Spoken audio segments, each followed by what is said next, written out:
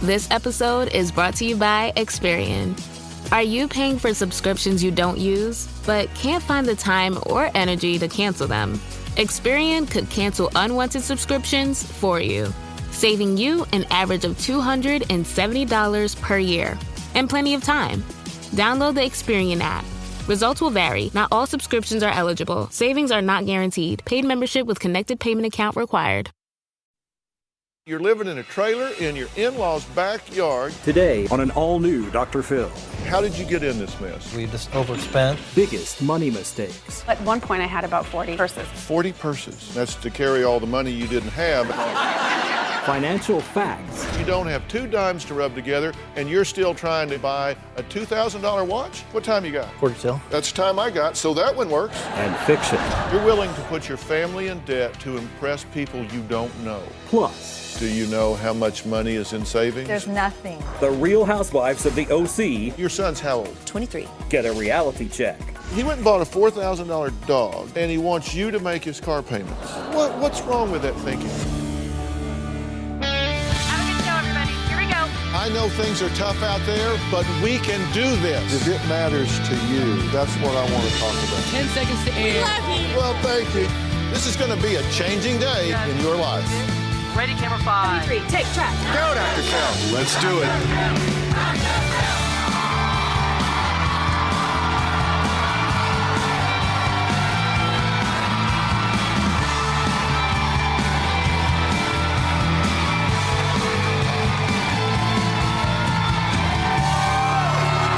Well, thank you very much. Thank you very much. Thank you. Thank you. Thank you.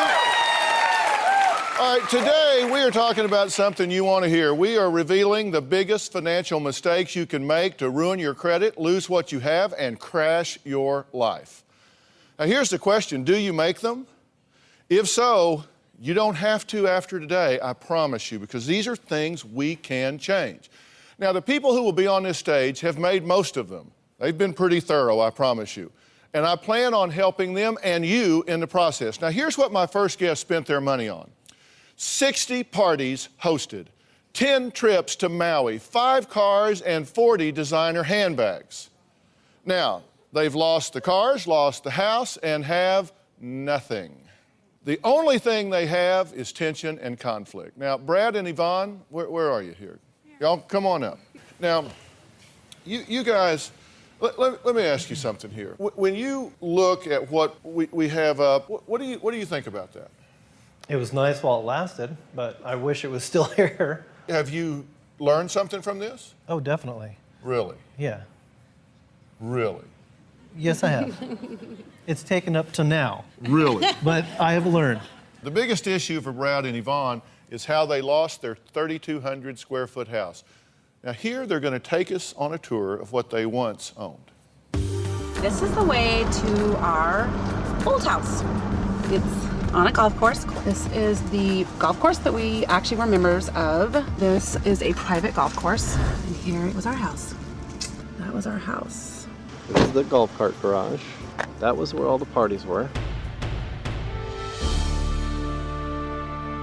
Okay, nice while it lasted, but here is where they live now, in a trailer in Yvonne's parents' backyard. Hey, Dr. Phil. We live in a trailer and don't have the money to buy a home right now or even rent because our credit is really shot, but it's been tough. It's been definitely different for us as a family of 4. We have 2 younger daughters. There's the AC unit that we just put in over the summertime because, actually it's a swamp cooler. The AC was costing my parents their PG&E bill like $300 more a month. Here is the porta potty pipe. This goes all the way around, and my parents have a actual dump station here, so my husband has to dump it at least once a week. This is where I do my laundry. My parents, they have a barn down here, so we put our washer and dryer in here. We bought our refrigerator down here too, so we're able to store extra food. Here's actually our storage. These are some of my kids' clothes. So this is all their spring clothes that I've just swapped out for all the winter clothes. Chairs, my husband's golf clubs for the golf course. TVs, that's my bar. Up here is a bunch more of our stuff. See, it's gonna make me get emotional because it just sucks that we have to have this all stored. And I don't even remember what I have up here. It's all around been tough, different, stressful, intense. Difficult to watch? Difficult for you to watch? Definitely. Difficult to live? Yes, extremely. So how did you get in this mess? Obviously, we just overspent. Why? At the time, we had a nice business. Things were going great.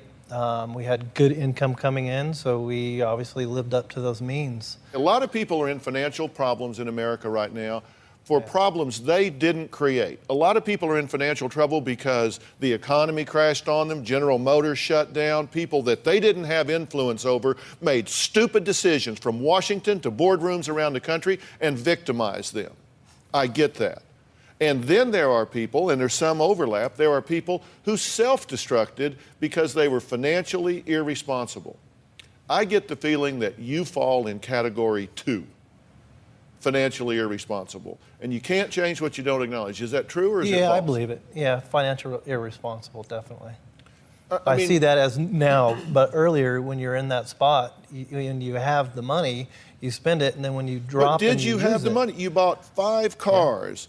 A truck hot rod, a Chevy truck, a sports car, street bikes, 2 quads, 3 dirt bikes, dune buggy, camper with camping trailer, hauling trailer for the quads and dirt bikes, hosted 60 parties, $25,000 worth of jewelry. Can y'all afford that? Could you afford it at the time? And if so, what do you need with 5 cars? There's only 2 of you that I count. Yeah. It's just a feeling of what you have is what you made. But now that I look back, we couldn't afford all that. When I look back now, I wonder how we did afford it. I wonder what were we thinking on most of it. Exactly. Yeah. You didn't. See, that was the fiction. And the number one mistake that people make is they make financial decisions based on emotion, impulse, need, or what they deserve. I mean, look at, where do you guys come down? Emotion, impulse, Yes. or you just say, well, we need it. The fact that you need it doesn't mean you can afford it. It just means that you need it. Yeah. Or you deserved it. We have worked hard. We've got a good business. We've sacrificed. We deserve this. Do you grade your paper? You fail on all 4? I fail on pretty much all 4, but the impulse is probably the worst for me. And your wife tells me that now today you're living in a trailer in your in-laws' backyard. You don't have 2 dimes to rub together, and you're still trying to go out and buy a tag watch. You're still wanting to go spend money on other things. Is that true? That's true. We just stood right over here. I was standing right here and said, do you get this? Oh, yeah, I get it. Do you really get it? Oh, yeah, I get it. Do you really get it? Yeah, she doesn't, but I kind of get it. Did I do that right? You did it right. And now we're sitting over here, and you're living in a trailer in your in-laws' backyard, and you're trying to buy, what, a $2,000 watch? Well, yeah. What time you got? That's not a $2,000 watch. What time you got? 20 past? 40 past? Quarter till. Okay, that's the time I got, so that one works. Yep. I mean, are you a brand whore? Well, everybody likes certain things, of course. Really? Really. I'll promise you, I could take a lie detector and can't tell you what kind of shoes these are. But I'm not really into that, so I don't guess that's a fair comparison. I don't think we used to not be into that either, but when we started having the money coming in, it was easy to go, oh, I can afford that Coach. Me, I love Coach purses. I could afford that Coach purse. And then, at one point I had about 40, yeah. 40 purses. Mm-hmm. That's to carry all the money you didn't have after you bought 40 purses. But I assume they were all empty. If you think I'm being critical, No. you're wrong, because I am. I am being critical. I am criticizing the motivation for what you're doing, and you don't get it yet. I don't want you to leave here not getting it. I don't want people at home that are doing the same thing you're doing to finish this show and not get it. The mistake number 2 that people make is they tie their self-worth to material possessions. Why is it important to you to walk in somewhere with a tag watch on? Just makes you feel good. Tell me how that works. How does something wrapped around your wrist make you feel good? Because it's something self-worth. I don't know. It's something that, hey, look, I got something that's nice. It just makes you feel not so, I don't know, makes you feel like your self-worth got something. So people look at you and go, he's got on a tag watch? Of course, a lot of people. Yeah. I go to out and I you- look at people and I go, oh, they got a Rolex on. That's sweet. You know, you're like, wow, check them out. They must be doing good. So you're willing to put your family in debt to impress people you don't know? Hopefully not. I mean, I shouldn't want to put my family in debt. Let's try this again. Okay. You're telling me that you're willing to put your family in debt to wear a watch that you think may impress people you don't even know? Yeah. Now, this is where you give me the honest answer. I would have to say yes. I'd want to at least look good. So yes. Hearing it put the way I've put it, what's your reaction to that? Because I got the feeling that's not the way you expressed it to yourself when you were telling her that there's money in the account, you wanted to get that watch. I'm coming to you with your 40 bags. It's just right now. It's just I don't want to put my family in jeopardy. Obviously, I have from my past actions. Hopefully, from here forward, I wouldn't. Okay, but has nobody ever talked to you about this like I'm talking to you about it now? No. Nobody's ever grabbed you and Shook me? No. like, why? I don't know. I think my mom sometimes tries to. I don't want to try to. I want to do it. I want to shake you till your head rattles, so you come out here and go, you know, I got to look at this differently. He's right. Totally. I've got to lead this family with some responsibility. I've got to step up and tell myself no, because you know what feels good? You know what feels better than walking into a room with a fancy watch to impress people? Is walking into a room with a fancy watch that you can afford. That's true. That you worked for, that you earned. Because when you buy things and you finance them, when you know you can't pay for them, that's nothing but theft. All right, we got to take a break here. How life in cramped quarters is really cramping their style? Is this going to be a motivation that they want to do different so they can move away from that situation, or are they just going to succumb to it? We'll talk about all that when we come back.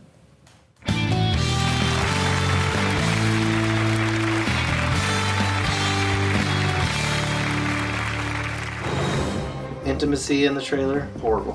When we had a big house, the kids could be on their side of the house plan, and we could be having mommy and daddy time. Now, we have no locks on the doors, so mom doesn't like to do anything when the kids are home, and it makes it very tough for both of us.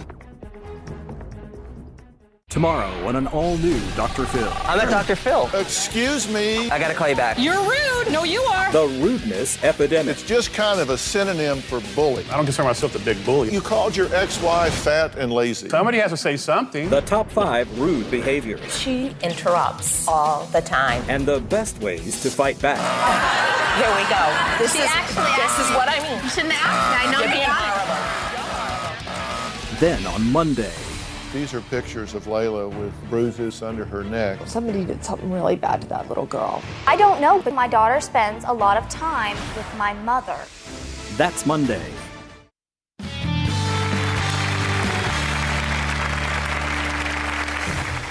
My kids are sleeping, my husband's sleeping, I will cry about it, and I will think about the past, and I'll think of the things that we had and how nice it was and how easy it was, and that's hard on me because this is not what I imagined for my family.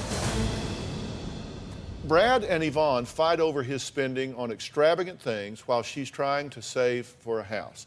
They lost their 3,200 square foot home on a golf course and are now living with their 2 kids in an RV in her parents' backyard.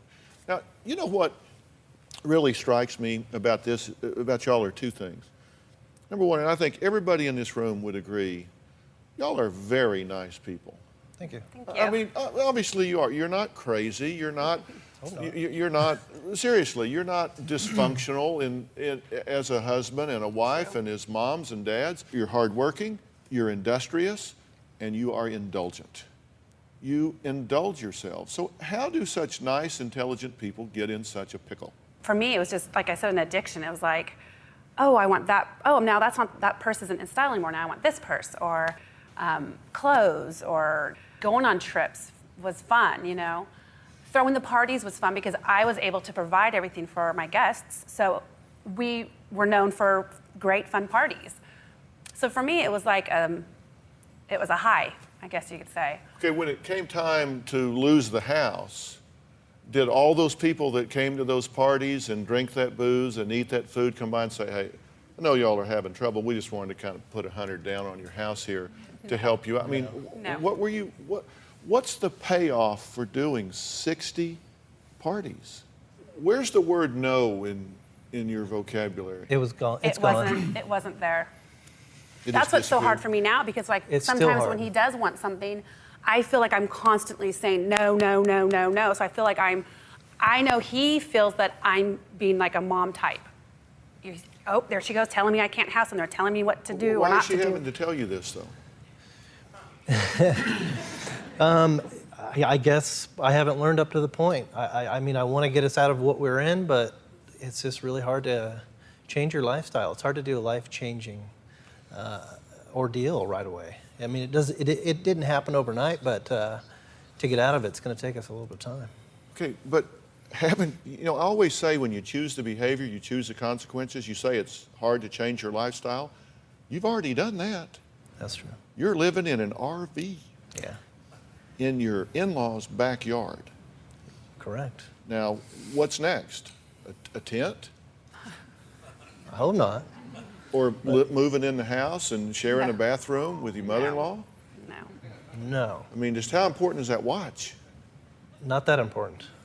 Not that important. No, well, I would think not. Look, there is freedom in saying no. It's kind of like what has been chic for a number of years has been consumption. Live big, consume big, have big. Look at all of this. Look at all these toys. But maybe the new chic needs to be efficiency, living smarter. Yeah. Not bigger, living smarter. There's freedom in saying no. There's freedom in pulling up in a car that you own. Exactly. Where you pull the covers up around your neck at night and say, we don't have much, but we own it. But it's all paid for. Exactly. We don't have this burden of debt on us. Using borrowing power to extend your standard of living is just so wrong. Because that hits, and you have to understand, with these credit card companies, if you go in and pay $500 for a purse and you put it on a credit card, and then you pay the minimum payment, you're probably going to pay $6,000 or $7,000 for that purse. So if they walked in there and said, okay, here's this purse, I know it says $500, but it's really $7,000, would you like to have it? No. How about $2? No. You would say no, but that's the reality. That's what I'm saying. You're being functionally blind because you're not asking yourself the serious questions. I agree. So and one of the things my dad told me real early on, and I'll admit I grew up very poor. We didn't have any credit accounts because we didn't have any money. We didn't have bank accounts. You lived hand to mouth with cash that day. But my dad always told me early on, you don't finance toys. You don't finance toys. If you want a toy, you save up and buy it. You want a four-wheeler, you save up and buy it. You want a boat, you save up and buy it. You don't finance toys. I agree. I am hoping that I'm giving you a serious wake-up call here. It's easy just to forget about it. That's my biggest thing is I just forget about it. Try and squish it and not think about it and try and hope it'll work its way out, but it's not gonna. I need to focus on it. Won't work its way out. It is a debt, and somebody is on the other side of that and they are going to collect it with a vengeance because they need the money to feed their family. Yeah. So you went and bought something and they extended you that credit. They're going to get their money. They are going to haunt you till the end of the earth to get their money because you owe it, right? Mm-hmm. Correct. Yeah. So what you have to do at this point is decide, you know what? He's right. My measure of success is not going to be an accumulation of goods. My measure of success is going to be financial freedom. And what I am going to do is start liquidating every single thing we have that we do not need to take care of our children. You need to sell every four-wheeler. You need to forget about new acquisitions. Do not acquire anything new. You bought a $1,000 barbecue grill when you moved the RV into the backyard. Are you kidding me? You got to have a good barbecue. No, you don't have to have a good barbecue. You don't have to have squat. Totally. You don't have to have a new barbecue. That needs to go on eBay. Everything you don't need to survive, you need to liquidate and start paying bills down. You need to get rid of this crap. Totally. Okay, we're going to keep talking about financial things. I want you all to keep listening. I'm going to talk to some other people. I want you to keep listening. Everything I'm talking about today applies to everybody that's in the situation you're in. Now, the economic downturn is even forcing a group of popular housewives to downsize their lavish lifestyles. We're going to meet them and reveal the next biggest money mistake people make when we come back.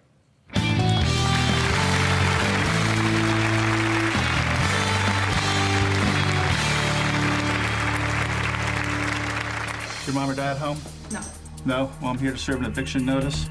You lied to me, Frank. You lied to me. I'm not going to be a victim. Monday with the Dr. Phil family. Alexandra does not know that I am the one that called DCF. These are pictures of Layla with bruises under her neck. I tried to say this so many times. My plan is to get emergency custody of Nathan and Layla. I'm going to raise my child. That's my daughter.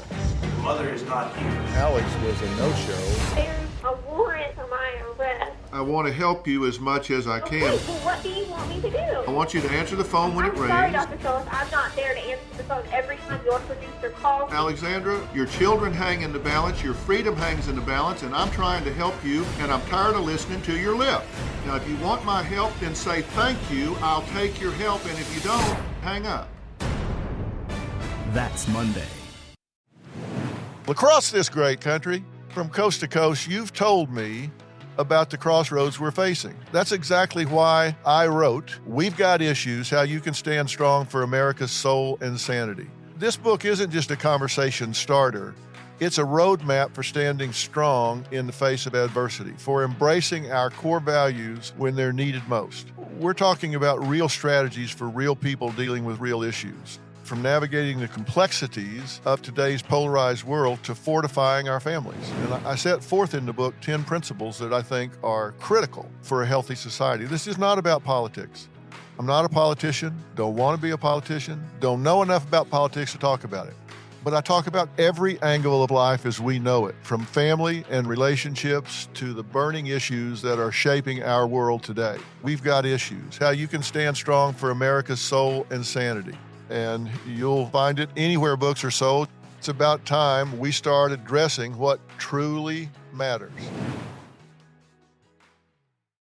You're a podcast listener, and this is a podcast ad. Reach great listeners like yourself with podcast advertising from Lips and Ads. Choose from hundreds of top podcasts offering host endorsements, or run a reproduced ad like this one across thousands of shows to reach your target audience with Lips and Ads. Go to lipsandads.com now. That's LIBSYN ads.com.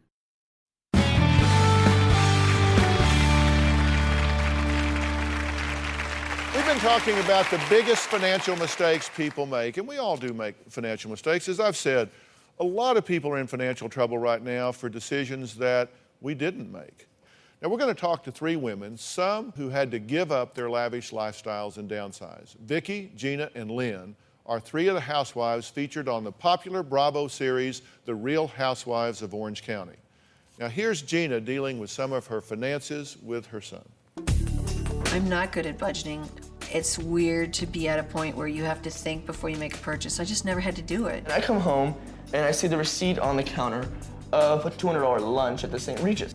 It was my girlfriend's birthday. When you were making $1 million a year on real estate, then you could go spend $400 on lunch and $600 at dinner. It was fine. It's just hard to change that quickly. It's hard to teach an old dog new tricks. I just called myself an old dog, didn't I? You said that, I didn't say that. You have a son that is kind of having a hard time adjusting to this, right? My oldest, of course, because he's lived the lavish lifestyle the longest. He's had the toughest time. Yvonne, how tough is it with your kids? It's tough. It's really tough. They're not as old, they're younger, but it's tough because I wanted to give them everything that I was getting. I wanted them to have the nice bedrooms, the nice decor on it, the cute little outfits for everything. I have 2 girls, so it's fun to give them the best clothes and take them places. And your son's how old? He is now 23. He's 23. And you're paying for his SUV, his Escalade? During the off season. He's a professional baseball player, and when you're in the minor leagues, you have a set amount of money you make, but the 6 months you're off, you don't have a salary. But can he afford that car? During the season he can, during the Well, off season. you don't buy cars by the season. Well, see, this is what I he don't... was supposed to get a job. This is what I don't understand. I really don't understand. No, he's had it for a year and a half, and he was fine. It's just now that I don't have the money to help him that we're having difficulty. And he bought a dog. The dog kind of threw his finances in. You know, I bought a $4,000 dog. So that kind of hurt his budgeting. So. Okay, but let me get this right. He went and bought a $4,000 dog. Yeah. And he wants you to make his car payments. Yes. What's wrong with that thinking? I need to work harder. I need to get another job. No. And he does want you to downsize so you can afford more stuff. Yes, all the children want me to sell. I have a 8,000 something square foot house, and they're like, it's going to be just you alone. We want you to downsize. But it's not that they really want me to downsize. It's just like, downsize so you can afford to buy me a nicer car. They want you to free up money. Yeah. So it's a good thought. Do y'all talk to her about this? Not really. I have. This is kind of tried, the first I've heard What about have the you car. said to her about it? Well, I'm a financial planner, so for me, I look at life differently. My son drives a 2001 paid-for Tahoe, and when he will get a new one was when he will be able to afford a new one. He's 23. We don't overspend because we don't want everyone to get in this situation. I want to make sure we live within our means. So I look at every dollar that goes out and every dollar comes in, and there's more being saved than we're spending right now because I want to save for that rainy day, and I want to make sure that I'm going to be okay. For retirement, I look at retirement as around the corner, you know. What's your position in all of this? Right now, we're a two-car family. We took the car we gave to my daughter for her birthday. We had to take that away from her because she was not making the insurance payment. Now, my husband, we had to size down, so now he drives her car, and I have a car that I recently paid cash for. But your husband wasn't forthcoming with you about the financial situation, right? No. What happened? This is just an ongoing thing with my husband. Well, he's not honest. Well, he's a builder in Orange County. Right now, the building industry is really downhill. But he was already spending that money that he thought he was going to be receiving from these jobs. How much do you know about the overall family finances?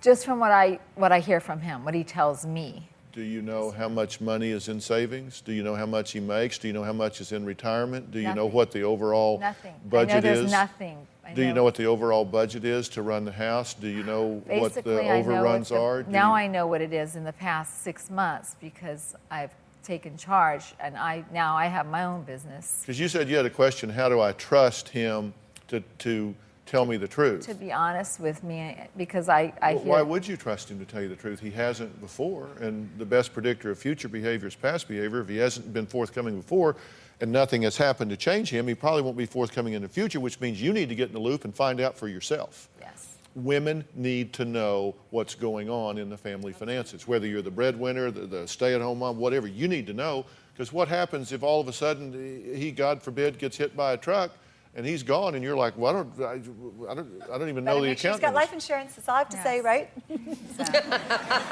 All right, coming up, one of these housewives asked the other to borrow money. We're going to find out what the answer was and why when we come back. But first, Vicki shows her latest ring to one of the other housewives, Tamra.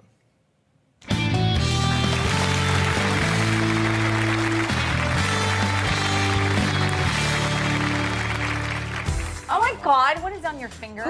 I know. Holy Mother of Jesus. Are you kidding me? No, Don bought it for me, 6.5 carats. Very excited. So you guys are doing good. Yeah. Look, God. you know, life is, a marriage is like this. Yeah. You just have to go up and down and ride the roller coaster.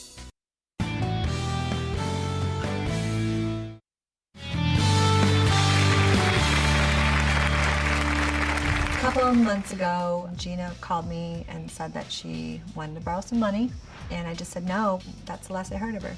She lives 2 doors down from me. Sometimes it's a little uncomfortable. Really? I never even see her. I don't even know what's going on. We're talking about the biggest money mistakes people make. Now, with me now are 3 of the real housewives of Orange County, Vicki, Gina, and Lynne. Now, Gina asked Vicki if she could borrow some money. Vicki said no. Did this affect your friendship? I hope not. I hope not. I don't think so. I mean, at the What'd time, you think when she said no? I respected her opinion.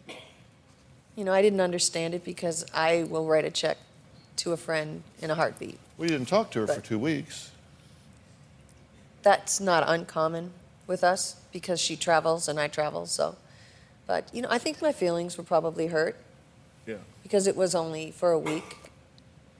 So. I've heard the weak stories when you borrow money to friends, and unless you're willing to give it to a friend, and I'm not willing to do that because I work very, very, very hard. And I've borrowed money to people in the past and it doesn't come back, and then the friendship is destroyed. So that's not worth it. I'd rather be friends, true friends, without money involved. And I just think that destroys friendships. Okay, well, you had a question for me. You said, how do I not feel guilty about my kids? And your children resent you some because they're not getting what their friends are getting. Exactly. They're not getting brand new BMWs for their 16th birthday. You know, it's just not happening. No, she was 18. No, they're just not. They shouldn't be. But they have to earn it. Yes. They have to earn it. But I think there's a silver lining to every cloud. And in this economic turndown, I think that silver lining is this is a teachable moment in these children's lives. Your kids don't know what they can do, and they're going to get into their life, and it will not be a success-only journey. Right. I promise you, they will not get on the adult life scale and just go tick, tick, tick, you know, level off in their 70s, and that's going to be their experience. They're going to go up, then it's going to go down. This economy is going to cycle in, it's going to cycle out. They're going to lose jobs. They're going to get laid off. They may get a divorce. They may have to divide everything in half. And if they've never been told no, if they've never had to sacrifice, if they've never seen you sacrifice, if they have never seen that and realized that, you know what, you can go through that and you're just fine. You come out the other side, you're just fine. I can remember when I was your son's age, the biggest present I got for Robin an entire year was $11.90. And it was a, what did they call it? This macrame, what was it? Embroidery kit. Embroidery kit. And it was... It was adorable, and I did the whole thing, and I made a pillow out of it. Yeah. I think I still have it. But it was like $11.90. Yes, it was and tough. it was and you had to work to get it. And look at her now. Yes, I did. No, not like that. Not like that. That's not what I meant. That's not what I meant. She's all red. No, I meant I hid it in a field. Yes, you did. Right? Yes, you did. You took me on a little scavenger hunt, and it started in the kitchen when I opened the newspaper, and you took me all over the apartment and out into the parking lot and then into a field, and it was under a little rose bush. Yeah. Yes, it was so cute. It was $11. I mean, one of the biggest mistakes that you make is parenting children out of guilt, buying things for kids out of guilt when there's no money. You don't do that. Not only is it wrong to do it financially, it's wrong to do it for them. Your job is to prepare them for the next level of life. And you don't prepare them for the next level of life by having them live a fiction. If there's no money, they need to hear there's no money. And if they criticize you and say, well, you downsize if you want us to sacrifice. Right. Yeah, maybe you need to hear that. Don't feel guilty about this. And you were right to not loan her money. Unless you are prepared to start working for her, you don't want to borrow money for her, because when you do, you're working for her, because now she's going to come in and take your inventory. She's going to say, well, what are you spending this on? Right. Well, why did you buy that? Well, when did you spend this money instead of paying it back to me? You don't want that. I'd rather pick up pop bottles along the side of the street and cash them in than borrow money from a friend. No, not just this friend, any friend. People that work for me are very blessed. I mean, my business has grown 70% over the last 3 years because I have a business plan. I know what my limitations are, and I know what I can do. And I know that when I start borrowing money to people, I have to be okay with not receiving it back. You didn't ask us to mention this at all, but I want to mention it because I think it's on point. You've actually written a book that's coming out in a couple of weeks entitled More Than a Housewife. Right. And I am. I'm more than a housewife. I love cooking, I love cleaning, but there's a lot more to me than just being a housewife, more than the show. The show's only been in my life 5 years. I was a single mom. I had a struggle. I didn't grow up rich. I value every dollar I make and I value every dollar I spend. So I get scared. I think, what if tomorrow I can never work again? Well, that's one of the other biggest mistakes that people make, and that is failing to save for an economic downturn. All right, next, we're going to add somebody to this conversation. One of Hollywood's top divorce attorneys is going to share some of the biggest mistakes women make when it comes to money and marriage. This is important for everybody to hear. We'll be right back.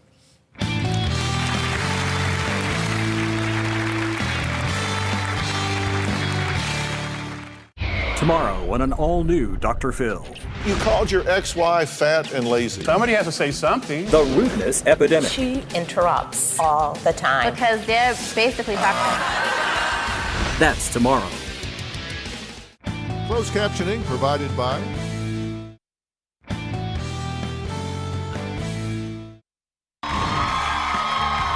If you would like to purchase a tape or transcripts of your favorite Dr. Phil show, please log on to drphil.com or call 866-4-DR-PHIL. That's 866-437-7445. 866-437-7445. Money is the number one reason couples head to divorce court. I mean, it is. If you talk to family law attorneys and you say, what's the biggest complaint you get coming in here? It's they're fighting over money. And it's always that there's not enough, they don't agree, one is spending more than the other thinks is reasonable, but it's always about money. Now, joining me is family law attorney Melanie Mandels, whose firm is currently representing Mel Gibson's wife Robin, and other clients have included Tom Cruise, Clint Eastwood, Angelina Jolie.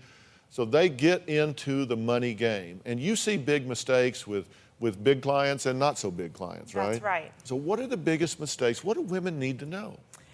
As far as women are concerned, I think women would really benefit from a greater knowledge of their financial situation. Because after all, they're in a marriage, they're partners, they should have as much information as their husband has about income, assets, and debts. Like, for instance, I'm really shocked when I have a client come in who will tell me that she has no idea really how much her husband earns. And even if I say, oh, do you file tax returns each year? They'll say, oh, yes, and I just sign them, but they don't have a great concept of how much income their husband is earning. Why is that important once they get into a divorce situation, if they know what has been earned over the last, say, 4 or 5 years in a row? That has an immediate impact on what they can ask for, correct? That's right. It is directly tied to spousal support and child support. Talk about this point about where all the assets are, knowing how to even know to ask or get information about it. In today's world with the economy, I think it's a perfect opportunity for a woman who may not know about where all the assets are, what they have, or what their total debts are, to approach that subject with their husband. You could say something along the lines of, look, I've seen it all over the news, I've talked to my friends, I know that people are really struggling. I know that the stock market is down. Where are we? How much do we have in savings? What do we spend every month? What's our monthly net? Where are all of our assets? What do we have in retirement? I mean, those are all really, really important questions that a lot of women just don't ask, and they should have that information. Because they may be driving up to see you in a $100,000 car, but not know that they're $2 million in debt. She comes in and she's done to the nines and beautiful clothing and jewelry and hair, and she has no idea. And so through the divorce process, we gather all the documents and we find out what there is and sometimes what there isn't. And it can be very shocking to women, and it's just better if they know what is there before they start the divorce process. They may be wearing their net worth. That's right. That's seriously, right. With the jewelry and that sort of thing. In this economic turndown, I have seen reports that more men are filing now in this economic downturn. Are you seeing that? Men are now learning that since support is based upon historical earnings and largely I would say the last 2 to 3 years of earnings, if their earnings have been down, they might be interested in, if they've been in an unhappy marriage, pulling the trigger on divorce now, locking during the valley. Yes, locking in a support obligation at a lower income level than, say, what they were earning 5 years ago. It's important that women not agree to a non-modifiable support order. They should be able to come back in once he gets his business back and starts making more money. They should be able to live at the marital standard. All right, that's great information. Thank you so much. All right, coming up, the audience gets to ask me some questions. We'll be right back.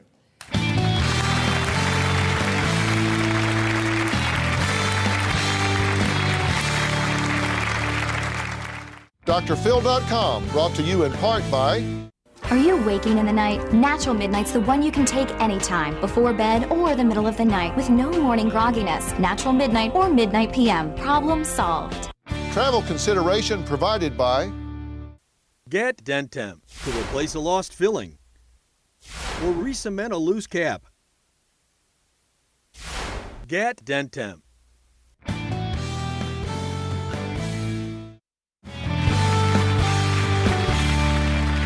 It's time for the audience to ask me some questions. You know, what I've said is, look, I always ask you guys to just be honest and say things about yourself and your private life. So I said this year, I'm going to do the same thing. We call it It's Your Turn, Dr. Phil. So I just picked some from the audience. Let's see, where's Judy? Where are you, Judy? Oh, you're right there? You said, do you do chores around the house? And if so, what, right? No. Okay. What? No. Do some chores. I'm just being honest. I don't do chores You around don't the do house. chores? No, I don't. There's nothing for me to do. No, he Don't does you not feed the do dog? chores. No. What? Don't you feed the dog? Oh, sure. We both feed the dog. All right, Oh, that's a no, chore. I feed the dog. No, you don't. I get that cup and put that in there. No, honey, you're You walk her. Oh. You're not around when I feed the dog. You don't feed the dog. You don't do chores. You do not do chores. What? Nothing. Shame on you. Look how That's the pup. Now, you take that back. No, I'm not. I won't take And it don't back. you say that in front of her either. All right, let's see. All right, where's Pat? You want to know what my middle name is? Get a life. My middle name is Calvin. Oh my God. Calvin. Philip Calvin Maybe McGraw. I shouldn't have asked. Yeah. I actually do have a real name. My name is burst here. It doesn't say Dr. Phil. Okay. Do you watch reality TV? That's from Vera. Where are you? No. No, I don't. I don't watch much TV, actually. I watch sports mostly. Oh, I watch every reality show on TV. Really? Yes. I'm going to watch Housewives of Orange County to see what's I going watch on. that I am. every season. Let's see. Where's Alexa? Oh, you're back there behind the camera. Okay. You said, what made you want to do what you do for a living? You know, I will answer that. Ever since I was very young, I've been very fascinated with figuring out why people do what they do and don't do what they don't do. I really have, even at a very young age. I was always, you know, I'd look at I had 3 sisters, and I would look at them and say, why do they do that? And the further I got into it, I was just fascinated by human functioning and what motivates people and even what makes people do crazy things and why highly successful people are successful. I've studied success all of my life, like 1,000 case studies over the years. I just got really intrigued with it, and I absolutely love it. And to me, to have a platform like this, where we have the opportunity to talk about common, sensible, usable information in people's lives, I go home at the end of the day feeling really good about that. And just like talking with you guys today, if I can do a wake-up call with you guys and really give you permission to take pride in efficiency instead of material things and help you guys not feel guilt in not being able to give to your kids all the time, so you can look them in the eye and say, I don't feel guilty about this, and you need to get behind me on this. If I can do it with y'all and millions of people are watching, that's a huge opportunity. And I think it's one of the highest and best uses of television. And so to me, it's a dream come true. We'll be right back.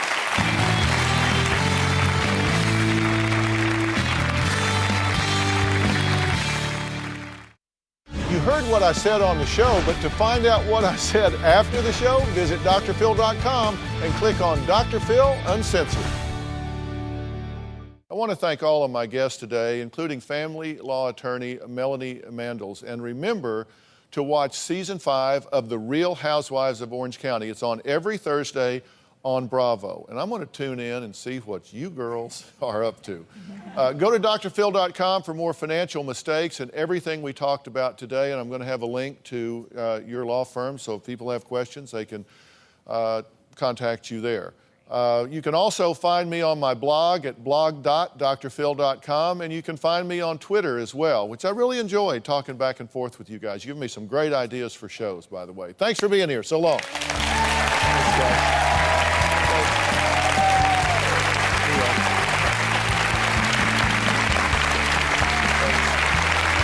See ya.